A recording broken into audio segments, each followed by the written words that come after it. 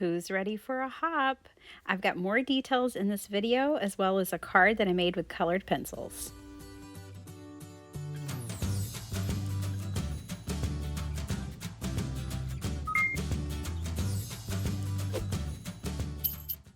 Hey, it's Biddy Penny and welcome back to my channel. So today I'm playing with the Stamp and Die of the Month from the Not Too Shabby shop. This is an exclusive set that you'll only find there. And there is a hop going on. The hashtag is in the title of my video.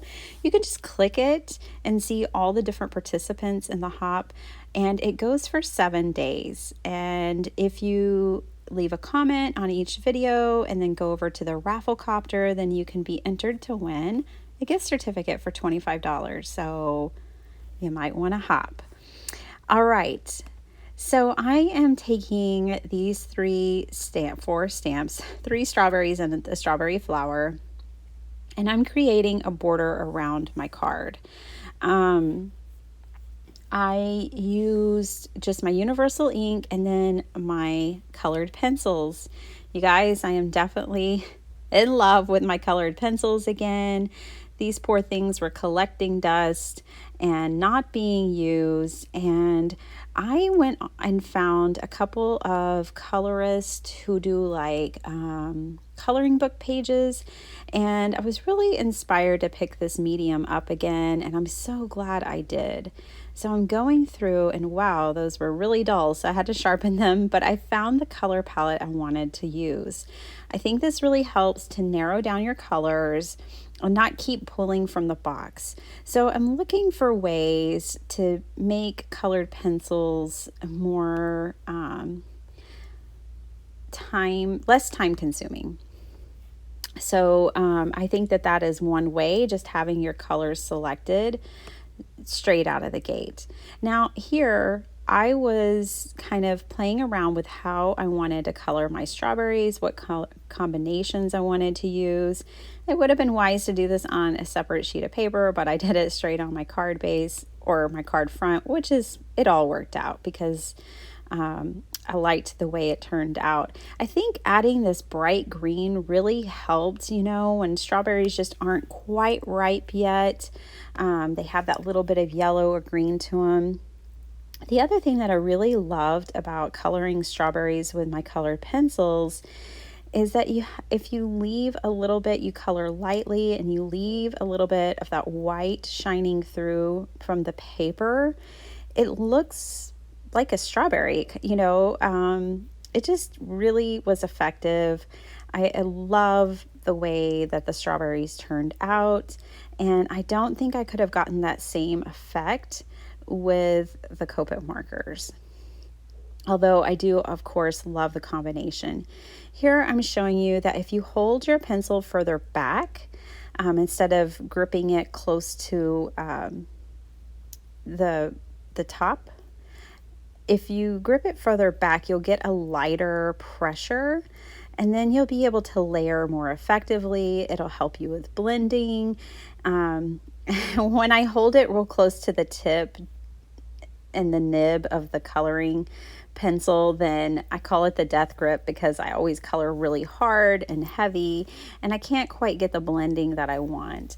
The other thing I wanted to leave this in here for you guys is, picking up one color at a time, coloring all the strawberries with that one color, pick up your second color, do that for all the strawberries, and just use that one pencil for all of the items on your card. And that will save you a lot of time rather than picking up each color for each strawberry, if that makes sense to you guys. Like, you're picking up and setting down your pencils a lot less, and you're effectively getting through all of the images on your card quicker. Now I decided I wanted a rainbow background. Obviously I was not going to mask this off to do any kind of ink blending. I could have used Copic markers, but I really wanted to stick to the colored pencils. So I did just a really light and loose background. In fact, I liked the way that this looked like a coloring page. This almost looked childlike. as far as the background is concerned. And I like that. It's not overly blended. Um, it still gives you the texture of working with a colored pencil. You know, they're a little grainy. And I like it. I like how fun it is. I like that it's just kind of light and easy, and I'm not trying to overcomplicate the process. I did leave in the coloring of my braids. I just kind of used my darker color first along the lines that were drawn in. I went in with a much lighter color. And then what I'll do is I'll go back over the lighter color with this darker one and just kind of add in some wispy hair-like texture. And it just worked for me. I didn't have to overthink it. And I like the way that this little gnome turned out. These images are so adorable.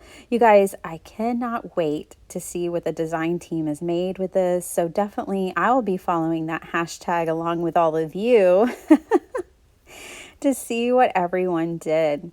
Now, I have been working on this magnetic mat more and more lately. And I'm really enjoying it. Of course, it's ideal for using like stencils like this. I am putting embossing ink on through that stencil, and then I'm going to emboss just for a little more interest on this background. And then all those strawberries that I had colored up, I cut them out and with the dies and popped them up randomly to give this card more dimension. And then I had to use Action Wobbler for my little Nomi. Oh, she's so cute.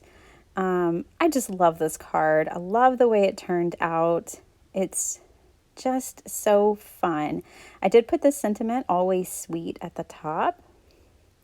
I'm trying to capture for you some of the dimension that this card has. I hope you guys enjoyed this. Definitely go to Not Too Shabby. Check out the stamp and die of the month. You can get them separately or together. Thanks for watching.